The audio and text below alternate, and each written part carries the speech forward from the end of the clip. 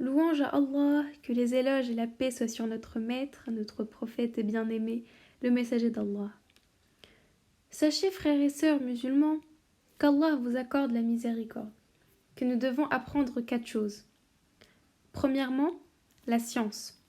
C'est connaître Allah Azza wa Jal, connaître son prophète sallallahu alayhi wa sallam et connaître la religion islamique. Parce qu'il n'est pas permis d'adorer Allah sans connaissance. Et quiconque fait cela se dirige vers l'égarement et ressemble sur ce point à ceux qu'Allah a qualifiés d'égarés. Deuxièmement, la mise en pratique. La mise en pratique de cette science. Celui qui connaît et ne met pas cela en pratique ressemble à ceux qui ont encouru la colère d'Allah, parce qu'ils ont appris et n'ont pas mis cet apprentissage en pratique. Une des ruses du diable est d'insuffler à l'homme de fuir la science afin de pouvoir prétexter l'ignorance auprès d'Allah. Mais ne sait-il pas que celui qui a la possibilité d'apprendre et ne le fait pas n'a plus aucune excuse? C'est cette même ruse qu'a employée le peuple de Nuh lorsqu'ils ont mis leurs doigts dans leurs oreilles et se sont enveloppés dans leurs vêtements, afin qu'il n'y ait pas d'argument contre eux, pensait-il.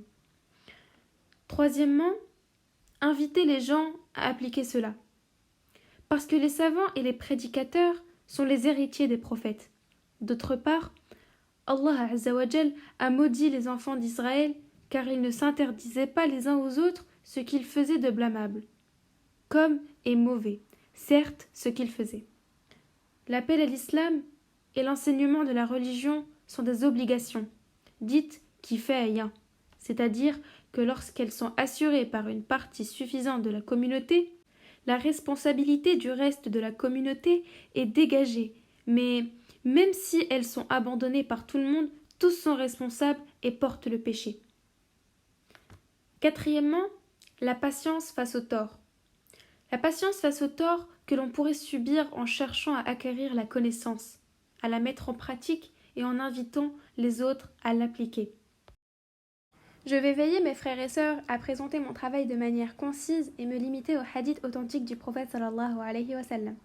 Je ne prétends pas pour autant avoir atteint la perfection, car elle fait partie des choses qu'Allah s'est réservées à lui-même. Au contraire, ce n'est que le modeste effort d'une personne affaiblie. Toutes choses correctes que contiendront mes vidéos proviennent d'Allah, et toute erreur ne provient que de notre propre personne et du diable. Et Allah et son messager en sont innocents. Qu'Allah accorde la miséricorde à toute personne qui nous indique nos erreurs par la critique objective et constructive. Nous implorons Allah d'accorder la meilleure des récompenses, et qu'il accepte cette œuvre de ma part et multiplie les récompenses. Enfin, Allah sait mieux, et que les éloges et la paix d'Allah soient sur notre prophète Mohammed, sur sa famille et tous ses compagnons.